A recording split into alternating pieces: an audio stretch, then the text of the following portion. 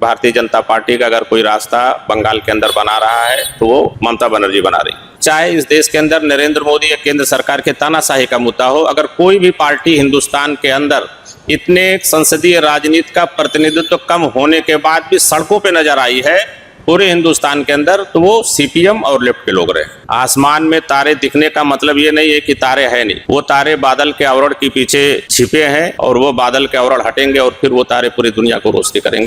नमस्कार साथियों, मैं कुमार अनूप और आप देख रहे हैं न्यूज़ बिंदु। हम इस वक्त मौजूद हैं मीरा भाईंदर के सीपीआईएम कार्यालय पर और हमारे साथ इस वक्त मौजूद हैं शमसुल कमर, जो Mira Bhayandar CPIM party committee के सदस्य हैं।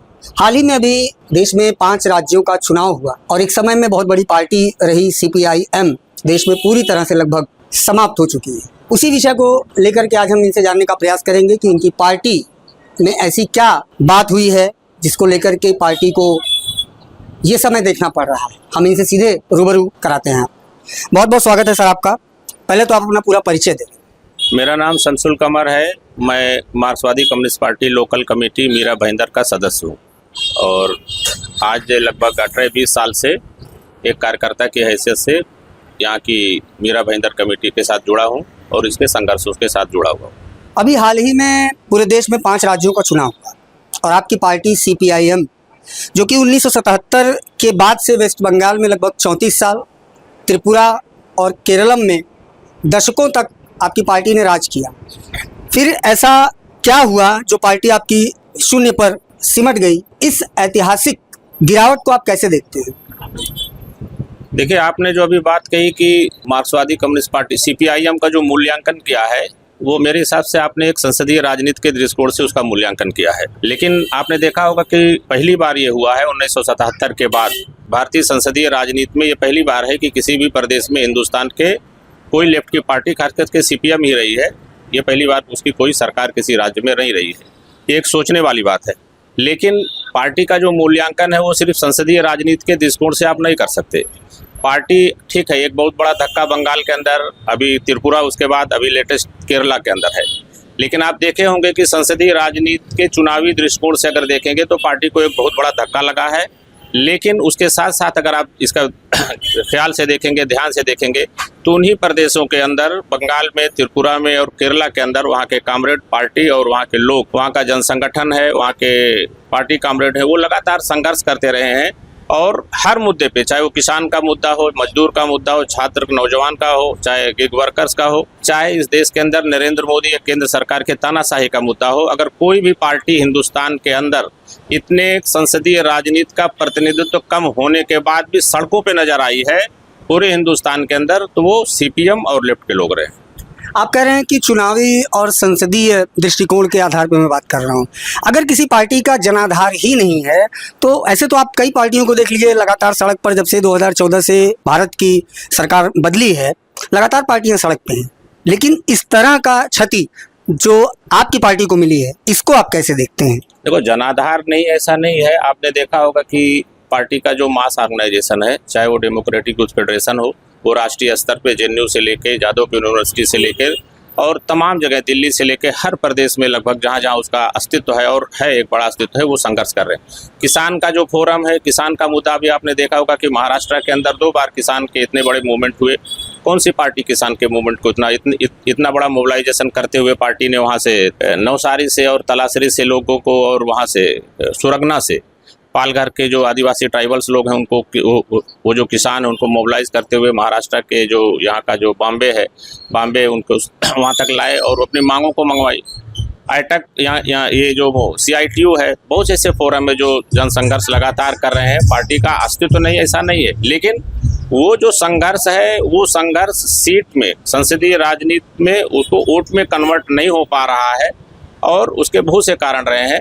जो एक सबसे बड़ा कारण आर्थिक उदारीकरण नीति के लागू होने के बाद इस देश के अंदर जिस तरीके से नौजवानों और छात्रों के दिमाग में ये एक धारणा बैठाई गई कि आप लंबे जनसंघर्षों के साथ नहीं बल्कि शॉर्ट टर्म नीतियों से अपने जीवन को बदल सकते हैं, वो उसी 90 के बाद उलझे रहे और अब उनको ये रियलाइज हो रहा है कि जिस नीति का हम 1992 1990 में शिकार हुए और जिसके तहत जो हमारे दिमाग में था कि हम इससे अपने जीवन स्तर को बढ़ाएंगे, गुणात्मक परिवर्तन लाएंगे, वो नहीं हुआ। अब उसकी वजह से एक बहुत बड़ा रिसेशन अब आप देखने को मिल रहा है, तो ये भी एक बहुत बड़ा कारण रहा। सिंगूर और नंदीग्राम जैसी गलतियां या भ्रष्टाचार के आरोप, क्या आपको लगता है कि पार्टी जनता की नब्ज और युवाओं की आकांक्षाएं पहचानने में पूरी तरह विफल रही? ये भी एक कारण रहा? देखिए, भ्रष्टाचार का तो कोई आरोप नहीं है, बंगाल में हो या त्रिपुरा में हो या केरला में रहा हो। आज तक 15 साल ममता बनर्जी की सरकार रही त्रिपुरा में, आज भी वहाँ पे बीजेपी की सरकार है। केरला में एक बार कांग्रेस, एक बार लेफ्ट आ रही है, सीपीएम आ रही है, लेकिन और ईडी सीबीआई सब मोदी जी के हाथ में है। तो एक छोटे से छोटे सांसद और विधायक के ऊपर भी वो लोग जो बीजेपी के खिलाफ रहता है उसके पीछे लगा देते हैं। अगर पार्टी भ्रष्टाचार में लिप्त होती तो अब तक पार्टी के बहुत सारे लीडर ऑलमोस्ट पार्टी के जेलों के अंदर होते। तो रही बात दूसरी सिंगूर और नंदीग्राम की बात आप जो कर रहे हैं, वहाँ एक चूक मानी जा सकती है। पार्टी भी उसको बोले कि जिस तरीके से वहाँ पे इंडस्ट्रियलाइजेशन जो उनको क्योंकि देखिए, खेती के साथ खेती किसानी के बाद आपका रोजगार तभी बढ़ेगा जब आपको वहाँ पे क्या लगेगा, इंडस्ट्री लगेगी, फैक्ट्रियाँ लगेंगी। लेकिन इंडस्ट्री फैक्ट्री जो होती है वो सिर्फ गुजरात और दूसरे प्रदेशों की तरह नहीं है। कारण क्या हुआ बंगाल के अंदर जो इतना उपद्रव मच गया? आप चले जाइए गुजरात में, उत्तर प्रदेश या बिहार चले जाइए, तो एक एक आदमी के पास 500 बीघा खेत है। वहाँ पे कोई पूंजीपति जाएगा तो एक आदमी से मिलेगा, वो अपना प्लांट सेटअप कर लेगा। लेकिन बंगाल के अंदर जब पहली बार 1977 में मार्क्सवादी कम्युनिस्ट पार्टी सत्ता में आई तो उसने अपना भूमि अधिग्रहण किया और भूमि अधिग्रहण के कारण वहाँ पे जो जमीनें थी, जमीनों का घनत्व तो बहुत कम था। अगर आप दूसरे देशों की तुलना दूसरे प्रदेशों की तुलना में देखेंगे तो उस भूमि घनत्व तो कम होने की वजह से उसके कम जमीन पे ज़्यादा लोगों को हकदारी थी उसके ऊपर। इसमें वो कहीं ना कहीं असफल हुए कि उनको मुआवजा देने में या उनको विश्वास में लेने में, और पार्टी भी उसको ये महसूस की कि नंदीग्राम और सिंगूर जो हुआ, जो जिस तरीके से होना चाहिए था, वो नहीं मतलब ठीक से कर पाए। मुंबई में कभी वामपंथी आंदोलनों, ट्रेड यूनियनों का गढ़ था, लेकिन आज गिरगांव से लेकर लाल बाग तक पार्टी का नामो निशान कहीं दिखाई नहीं देता। मुंबई की राजनीति से लाल झंडा गायब क्यों है? मुंबई के राजधानी शहरी क्षेत्र से लाल झंडा की कमी है। आप देख रहे होंगे, आप जिस ऑफिस में बैठे हुए यहाँ पे, ये मीरा भाईंदर महानगर पालिका में ये ऑफिस है और यहाँ झंडा भी दिख रहा है।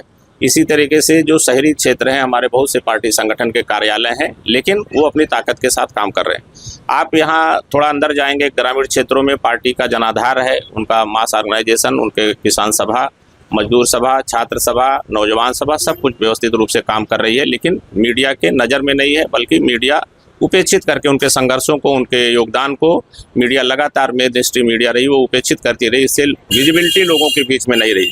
दूसरा चीज़ है पार्टी के जनाधार का। बॉम्बे की बात है, आपने देखा होगा कि जब पार्टी यहाँ मजबूत थी, महाराष्ट्र में खास करके बॉम्बे में शहरी क्षेत्रों में, तो यहाँ पे फैक्ट्रियाँ थी, मिलें थी, कारखाने थे। अब आपको पार्टी का जनाधार कम जो हुआ है उसका कारण सिर्फ पार्टी नहीं रही है, बल्कि आप उसके लिए आपको देखना पड़ेगा जो पूंजी का चरित्र रहा है। पहले लोग इन्वेस्ट करते थे, फैक्ट्री लगाते थे, कारखाने लगाते थे, मजदूर उसमें काम करते थे, वो मजदूर अपने हक और हकूक के लिए लड़ता था, तो पार्टी के साथ रहता था, पार्टी उसके लिए संघर्ष करती थी। लेकिन जब पूंजी का चरित्र बदला, पूंजी ने देख लिया, जो पूंजीवादी लोग थे, जो पैसे वाले लोग थे, उन्होंने देखा ये फैक्ट्री लगाने से, मजदूरों को झमेला पालने से अच्छा है कि बड़ी बड़ी बिल्डिंगें खड़ेंगे, शॉपिंग मॉल में पैसा इन्वेस्ट करो जहाँ लेबर कम है, जहाँ लोग कम है और मार्जिन ज्यादा है। फिर वो फ्लैट और रियल एस्टेट में इन्वेस्टमेंट करते चले गए, जिससे फैक्ट्रियों का प्रतिनिधित्व, जो यहाँ पे फैक्ट्रियां थी उनको तोड़ तोड़ के यहाँ पे वो बनाया गया, चाहे वो फिनिक्स चिली मिल हो, शॉपिंग मॉल हो, और भी ऐसे बहुत से मिलें थी जिनको तोड़ के माल बना दिया गया और वहां से मजदूर पूरी तरह से हट गया। उसका एक प्रमुख कारण रहा कि पार्टी का प्रतिनिधित्व कमी होने की वजह से भी एक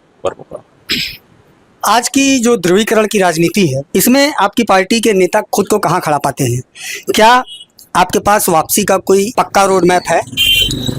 वापसी का रोड मैप भी है। और मैं एक बात बोलना चाहूँगा कि आसमान में तारे दिखने का मतलब ये नहीं है कि तारे हैं नहीं, वो तारे बादल के आवरण के पीछे छिपे हैं और वो बादल के आवरण हटेंगे और फिर वो तारे पूरी दुनिया को रोशनी करेंगे। ये वामपंथ के लिए, सीपीएम के लिए मैं मानता हूँ ऐसा। रही बात वामपंथी पार्टी सांप्रदायिकता के खिलाफ लड़ने के लिए, उसका इतिहास रहा है और पूरे हिंदुस्तान के लोग जानते हैं कि सांप्रदायिकता के खिलाफ लड़ने के लिए, सेकुलरिज्म के फेवर में लड़ने के लिए अगर कोई भी पार्टी बिना इक्वेशन के, बिना जाति और बिना धर्म के कोई एक सिंगल पार्टी है, कोई लोग हैं तो वो लेफ्ट फ्रंट के लोग हैं और सीपीएम के लोग हैं।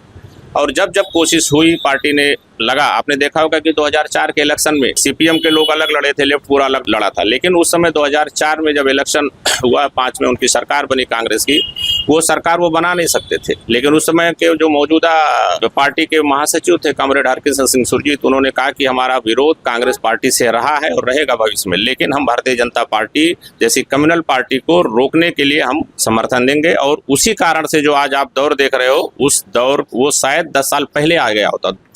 आखिरी सवाल, बंगाल के चुनाव को सभी ने देखा, बंगाल के चुनाव को ही लें अगर, तो आपको नहीं लगता है कि पार्टी के अस्पष्ट नीतियों के कारण आपकी पार्टी के जो कैडर के नेता हैं वो दूसरी पार्टियों की ओर जा रहे हैं या चले गए हैं? देखो, पार्टी का जो कुछ ऐसे कार्यकर्ता जो स्थानीय स्तर पे छोटे मतलब उस पे रहे होंगे, जिनका वैचारिक वो समझ और कुछ नहीं रही होगी, वो बहकावे में आके यहाँ वहाँ गए होंगे और इसके लिए कोई ना नहीं बोल सकता। लेकिन पार्टी की जो लाइन रही लड़ने के लिए, आप आज देखिए कि टीएमसी का जो वहाँ पे पतन हुआ है, जब सीपीएम फर्स्ट टाइम से चुनाव लड़ती आई तो उन्होंने कहा कि भारतीय जनता पार्टी का अगर कोई रास्ता बंगाल के अंदर बना रहा है तो वो ममता बनर्जी बना रही। लेकिन ममता बनर्जी ने देश में क्या पूरा वो करके रखा कि नहीं, मैं भारतीय जनता पार्टी को रोक रही हूँ, भारतीय जनता पार्टी को रोक रही हूँ। तो उनका भी अत्याचार था, बीजेपी का भी अत्याचार था।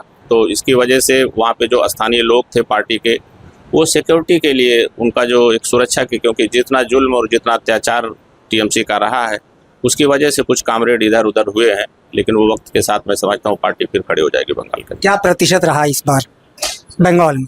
वोट प्रतिशत 6% रहा है, और इसके पहले क्या था? ऐसे ही लगभग कुछ 1-2% कम था उसका, लेकिन इस बार का 6% वोट रहा। बहुत बहुत धन्यवाद आपका।